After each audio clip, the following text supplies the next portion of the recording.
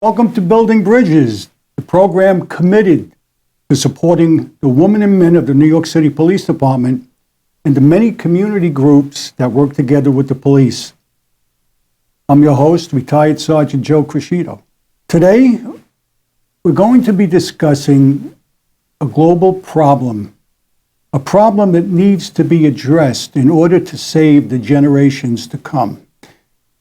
And I'm honored to have with me, and I'm so happy he accepted the invitation, the president and founding sponsor of the Americas chapter of the Foundation for Drug-Free World, Dr. Bernard Fialkoff. Thank you so much for joining us. We really appreciate it, really. It's a pleasure to be here. Yeah.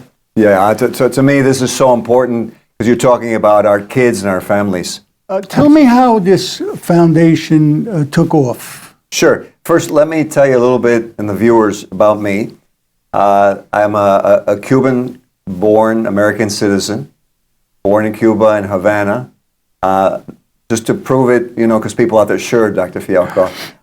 Soy cubano y nací en La Habana en 1954. There you go. And I'm a periodontal dental implant surgeon in Queens, New York for 40 years. Wow. Yeah, married to my wife, Maria, Venezuelan. We have 4 kids. We have 2 grandchildren. Just normal family, like everyone else out there watching this show. And back in 2009, with my daughter, Megan, we decided to start this program out of my dental office. We realized that somehow we had to do something. We couldn't just keep watching. I had noticed different things in the neighborhood in Long Island where I lived, and out in Woodbury, it's called, very nice area. But, I noticed it because when I grew up in Connecticut, one of my close friends had smoked marijuana back then in high school. And back then, that THC level was 1%. And I saw the problems that this great athlete had because he never really lived up to his potential. He was going to probably be able to play in the NFL, never did. It was just marijuana back then of THC 1. So as years have gone on, the THC level of marijuana has gone up, up, up. Today now it's 15, 20, 25%. And we'll talk a little bit about vaping and how it goes up with that even higher percent. So that's what got me involved in this as a doctor. And my father was a Cuban doctor. So that having that background, I realized I had more responsibility than just being in my office, doing dental implants, saving teeth. That's wonderful. It helps people. People need that to smile, to have confidence. But I realized there was more that I needed to do. And so that's why we did that back in 2006. We started with my daughter. Then my wife Maria came on. A good friend of ours, David Tidman, came on. Tamik. We branched out. We went to different countries. We actually instituted the program actually in 4 different countries, being fluent in Spanish in Dominican Republic, in Salvador, Guatemala, and Haiti. And here in New York, since I'm here with you, we did a lot of work with NYPD Explorers, with school safety, and with those divisions dealing with educating the kids against drugs. We know how important prevention is, but we have to identify the source of the problem. And I think in many cases, it's a combination of things, peer pressure and family. I mean, you have family members that are in denial. They'll say, no, not my kid. My kid's not doing drugs. Right. I have a godchild that only recently I found out that my godchild is using drugs. And it upset me very, very much. I'm sure. To the point that I was in tears when I found out. Unfortunately, my godchild really has nobody to look up to. My godchild's father passed away several years ago. And my godchild can only look towards the mother. And I've said to the mother, look, you're not an experienced or licensed clinician to deal with this problem. This kid needs to go to a licensed professional for professional help. And she's not taking my advice. I've been distancing myself because it upsets me when I see my godchild act out, when my godchild is under the influence. So I don't know how long I could stay away and not get involved, because by doing that, I'm doing more harm than good. The kid needs help. Needs a solution. Yeah, But how about if I offer you a solution? I'll take it. Okay. Let's do one. Okay. So I tell you what, let me reach out to this, and I'll give you a copy so you can see what I'm reading. And I'll show this to the viewers, which is part of the program. And these little booklets are on every drug. So this one we're going to take, the first one's just on drugs in general. And we flip over to the first page. And there's something important for all of us who are parents or of our generation. I never thought I was going to be one of those guys, but I'm now my father or the grandfather. I'm 66. And so we grew up in a different era. Nowadays, kids grow up in this drug culture. So I'm going to actually read from this because it's so appropriately stated. Drugs have been part of our culture since the middle of the last century, popularized in the 1960s by music and mass media. They invade all aspects of society. Now, what happened, you and I grew up in a different time before this had occurred. So for us, we naturally avoided drugs. Even though obviously we were there, we were kids, we were teenagers, we experimented, but we realized to avoid. Today, in today's world, today's kids, they've grown up in a totally different climate, different drug culture. So they actually think that drugs were okay.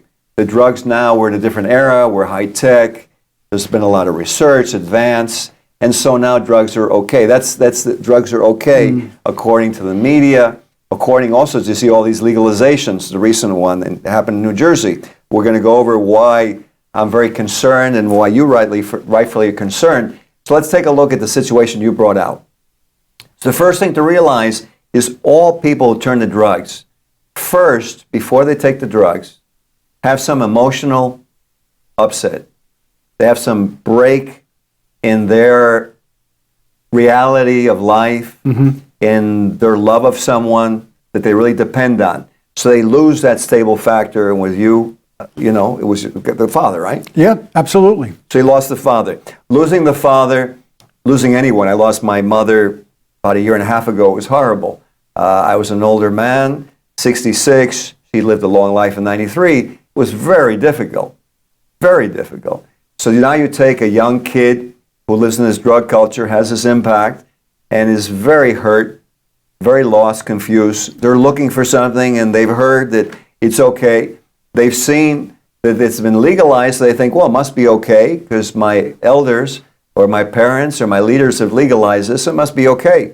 But in reality, then they start taking the drug, and you and I know this, that once you start taking a drug, you start losing yourself little by little. And what happens is each drug, no matter what drug it is, even if you take an antihistamine, let's do something very simple that no one will argue about. People who have allergies, if they take antihistamines year after year after year, they keep graduating, and they see their ear, nose, and throat doctor, he keeps switching their drug to a different drug, to a higher drug, and eventually the drugs work very poorly. The reason is the body acclimates. So the same thing happens with any drug, is let's say marijuana. They start using it, doesn't work as well, they take more, they take higher level, doesn't work, and they graduate. Actually, something that we can go to later on the show is a fact that's been borne out by studies that marijuana usage does gateway to opioid usage. Absolutely.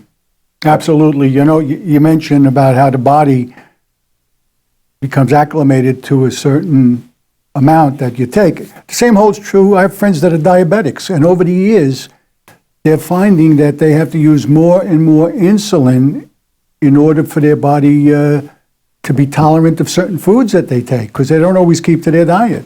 Exactly. Let's do something. I want to actually, at the beginning here, let's show two very short clips.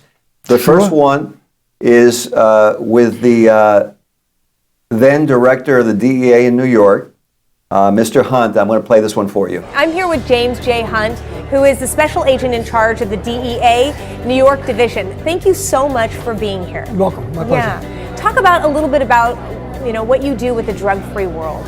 DEA, we're primarily an enforcement agency, a police agency, so we enforce the federal narcotics laws. We basically lock up the biggest drug traffickers in the world. But with that, we know as a police and law enforcement agency, you're never going to tackle the problem of drug abuse alone. So we also work with the educational organizations, rehabilitation organizations. I think it's very important. Educating people like Foundation for Drug-Free World are very important because they help recognize the problem and educate people. Do you think prevention is the key? To solving the problem, yes, because police cannot do it alone. There's always going to be bad guys, and we're very good at catching the bad guys. The Chapo Guzmans of the world, they'll get caught. But if they don't have their bad stuff to sell, there's nothing in it for them. So if the market dries up, they're out of business. So prevention is key. Talk a little bit about, and if this is important to you, when somebody is actually had that history, they've had the drug history, and they go and they talk to the youth, is that different from maybe someone who hasn't? Or, I know a cop, for instance. What would be the difference? People can learn from people who have beat the problem, beat the addiction, and learn how they did it. Unfortunately, opiates, it's a very, very difficult habit to beat, but some people overcome it. So those people that do, having them go out and talk to people that are struggling with it is key, because it gives people hope that somebody can beat it. Why do you think there's such when kids say, oh, they're prescription, or that's, opiates, they're prescribed by a doctor compared to street drugs? Why do you think there's kids don't see that it's all drugs? Yeah, when kids are young, and I know many young people that start out like this, they started using pills just to get high. They thought because it was pharmacy sold it or a doctor prescribed it, it couldn't hurt you. And they didn't realize what they would get into.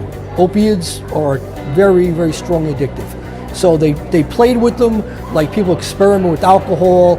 You can't experiment with opiates. And sooner or later, they found themselves with an opiate addiction. Pills got more expensive, harder to get, and they resorted to heroin. Now they're in the streets injecting heroin in their arm when a year before they would have said, I would never put a needle in my arm. Nobody starts out wanting to be an addict. It happens. They evolve into it. Do you find and do you see that criminal activity starts first with drugs? Drug addiction breeds criminal activity. Because what inevitably happens is when somebody gets an addiction, they're not prepared for it. And it gets a hold of them in their lives. So normally they start stealing from their families. That's the model. They start stealing from their families first, grandparents. Then when the family realizes they got a problem, they start hiding stuff away. Now they get more brazen. They start doing burglaries, steal from other people. Mostly friends the first time out. Then when that dries up, then they go to the street, resort to crime. Oftentimes young women resort to prostitution to feed a habit. Men to burglaries, petty crime. So it does fuel crime, definitely. Tell us why a drug-free world and organizations like a drug-free world are so needed in the country right now. I think organizations like a drug-free world are paramount. Anytime, and I applaud them, anytime organizations will bring awareness to this problem, private organizations bring awareness to this problem is key. Cops cannot do it alone. Thank you so much for what you do. So that I wanted to bring out right at the beginning, because it's actually the whole purpose of this program. You have it here, we have it in Spanish. You've got the one over there in English. And the purpose of the Drug Free World program is to empower anyone, kids and specifically, to not take drugs, but because they're educated, because they realize the truth from the lies of the traffickants versus the truth of studies and, pharmacology and whatever else, and what you experience. I was going to ask you a question. As a policeman, did you encounter this with drugs, in your life? Absolutely. I was fortunate to work in a community where all the police were very close with community leaders, families, as well as the children. As a matter of fact, we used to take the children in the summer away for a weekend. And we were mentors. And we influenced a lot of kids. I'll give you an example. If I got called to a street corner that there was a large disorderly group, we'd pull up and there'd be maybe 10 kids from the block gathering on the corner. You know, probably some elderly seniors was annoyed that they were standing on the corner, but they were making no trouble. They were just standing there, you know, congregating, socializing. And I used to say to the kids, do me a favor. Somebody called and complained about you. Go around the corner. I'm going to leave, but show that I dispersed you. Let the person who called see that I took some action. And if you come back, just keep it low. But if I have to come back again, then you got to leave. That's it. No ifs, ands, or buts. So what the point I'm trying to make, we built up a rapport with the kids in the community. And that's so important in police work. Because, and I've said it time and time again, kids are our future. And we've got to be there for them. We have to mentor them. We have to put them in the right path. And in far too many cases, they're being railroaded and they're going on a different path. And of course, you know, they go to college and I'm sorry, but there are some college professors that they're not good mentors for our kids. It's a shame what's happening in college today. I'll tell you, if I were a parent and I had a kid that wants to go to college, I'd be concerned about sending him to a college or university. I'd say to him, let's do a good trade, but we'll do a good business, and you could be just as successful running your own business. You don't have to go to college, because I'm really concerned about what goes on in college these days. Absolutely. It's amazing. That's part of this drug culture problem that we have, which actually leads into this next video. Let me show this for our viewers, because this one actually is a very nice video with Drug Free World, and let's play this one now.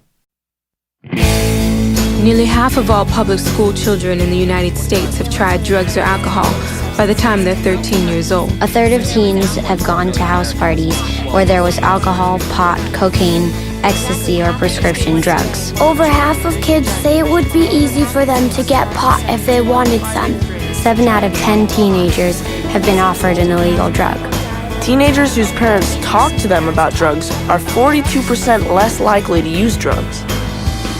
Get your kids the truth about drugs. drugfreeworld.org.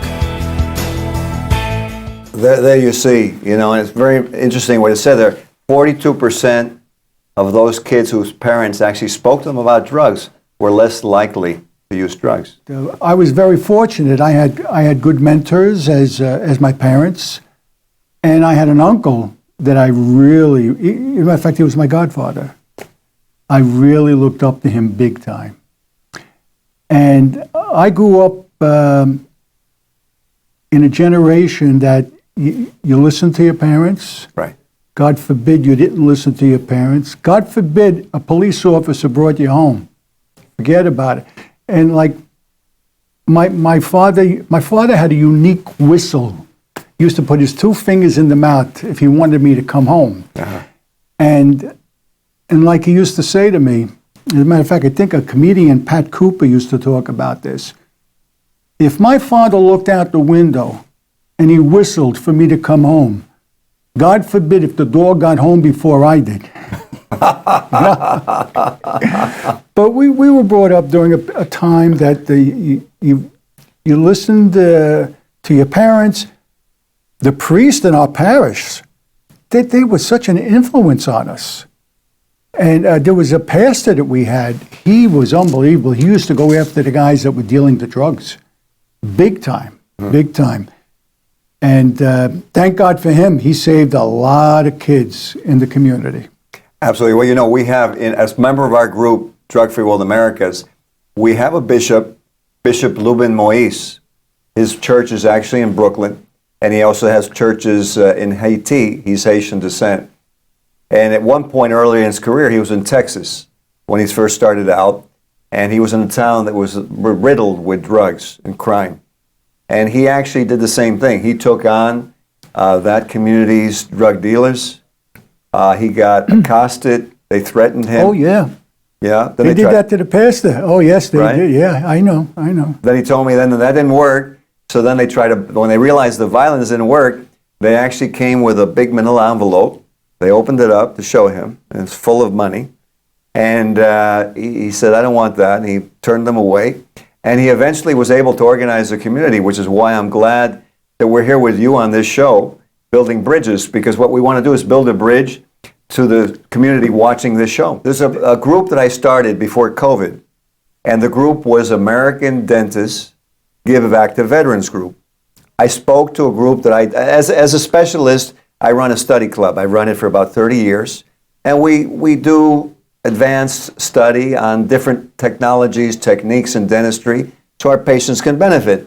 But one of the things that I speak in before the meetings is about different community events, happenings, and I said to them, why don't we do something for the veterans? I think the veterans are not being recognized. Many of them are homeless. Their dental plan is not the greatest. And I trained at the VA, so I realized the VA can only do so much. It's easy. The other thing is it's easy to criticize, but I told the dentist, look, let's not criticize the VA. Even if you put all the VAs to work maximum capacity, there's no way they're going to treat all these veterans. So I said, let's make a group, and we'll offer in each state free exam and cleaning to the veterans. We'll get them in. They'll at least know where they are. It's going to help them feel better. I'm sure that people in the community will see it, and this will start taking off. And then what will happen is eventually the veterans will be happy.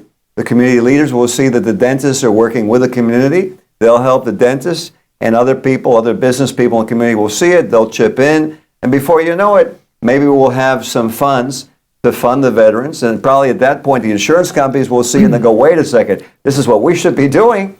And I hate to laugh, but then we'll get them a little bit of ethics that they need to do it. They will. And they started to do it. So I want to tell you what actually occurred so you know. That's exactly what started to happen before COVID.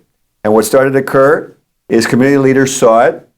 Commissioner Hendon of New York Veterans Association, he loved it. We got it out to a lot of groups. Out in California, we ran it. We ran it down in Atlanta, in Georgia. And it started. So now we do have this group in function that's called American Dentists Give Back to Veterans. The Guardian, not to mention a specific, but they were interested. Anthem was there, and different companies were there that actually looked at it. So the theory or the dream started to occur, and it became something we were doing not really to make money, but to do something that we should do, like drugs and kids, and for the veterans, because if it wasn't for them, we wouldn't be here. And I'll give you the last part of it for those watching out there. Then I thought, probably when the veterans see that they really finally got recognized for what they did to protect the country, they may be looking for a new war. And so I wanted to give them a new war. And I wanted to give them a war on drugs without bullets, but when we actually did it with education so that they could do that. And as veteran group go out to high schools, to elementary schools, mentoring programs with athletes, which is what's really happened. Did we touch on vaping? Not yet, no. I wanted to just briefly touch on vaping, the contents. Yes. All right? Because when I think of vaping, they're doing what a lot of the tobacco manufacturers used to do in the 50s and 60s. They would add menthol to cigarettes so that, it tastes good. It tastes good, And they're doing that with vaping. They're putting flavors in the vape. Yes. But what's bad about the vaping are the contents. Could you bring up what's in the contents of vaping? Absolutely. Very important point. There's a tremendous amount of information, so I'm sure we'll have other times we'll go over the rest. But let's talk about vaping. Vaping, we have the COVID pandemic, but we actually were in the midst of a vaping pandemic before COVID. And vaping, the electronic cigarette, which was touted to be a solution to the cigarettes, initially seemed good, but let's just talk one step at a time. So we'll just talk about and let's talk about it as a parent, because basically kids use the vaping, the electronic cigarettes. So your child comes home, and they go to you, "Oh, Dad, it's okay, chill. It's a different generation. I'm going to just vape the flavors. I'm not going to put any marijuana in. Don't worry." Normal teenager. And let's talk about the vaping flavoring. So it's important for the parents to realize that vaping flavoring by itself is toxic. And if I were to ask you about, let's say, 25 years ago, and it was a weekend, and you wanted to rent a video, you probably went where? Blockbuster. Wonderful. So you went to Blockbuster, and when you were there, and with your wife or your grandchildren or your children, whatever it would be, what else would you pick up besides the video? Candy and popcorn. Candy and popcorn. So that popcorn, which was butter-flavored popcorn, was manufactured in a factory. And those factory workers, over many years of being in that factory and inhaling the air in that factory, developed something called popcorn lung. Wow. From the flavoring of the butter flavor. Now, that same butter flavor, but now actually not butter, but different flavors now, that same chemical is in electronic cigarettes and vaping, but with a vast difference. Those factory workers just breathe the air in the factory. But now with vaping, that chemical is taken directly into the lung. Wow. At a concentrated, much higher concentration that was in the air in that factory. And what's happened actually nationwide is that the popcorn lung in the young population has occurred, and it's very dangerous. It is. You know, when I see some of these young kids vaping and I see what's being exhaled, what the heck is this? It's like a cloud came down from the sky. I said, I can't believe this. And they're putting this into their lungs. That's just as bad as the tobacco that we used when I was growing up, and it's just as bad as the drugs. One of the other things I wanted to do, because we have so much to cover, is for those clergy who are out there, regardless of whether it be Catholic, Jewish, Muslim, who are watching this show, you can obtain this material in whatever. Can you pass me that one, Joe? Sure. Maybe yeah. There we go. Did we mention this comes in 25 different languages? No. Oh, yeah. Got to mention that. Yeah, absolutely, it does. And then if you look at the bottom here, you can obtain this at drugfreeworld.org. And those clergy or those teachers out there can obtain this material for free. You can decide if you want it in English and Spanish and Italian, in Chinese, Korean, really any of the languages we have in the city. As you said, there are many different languages. In here, in these little booklets that come with the kit that you order, and you have booklets on drugs in general, obviously on marijuana, on alcohol, which sometimes people have stopped viewing as a drug, ecstasy, cocaine. I'm sorry I have to interrupt you, but we're running short on time. But as I mentioned in the beginning of the program, this is just going to be the beginning of a series. You have to come back. We want you back here. This is such a very important topic. It needs to be addressed, and we've got to get through to the parents. It's most important. We've got to save our kids. So please come back. Absolutely. We look forward, and thank you so much.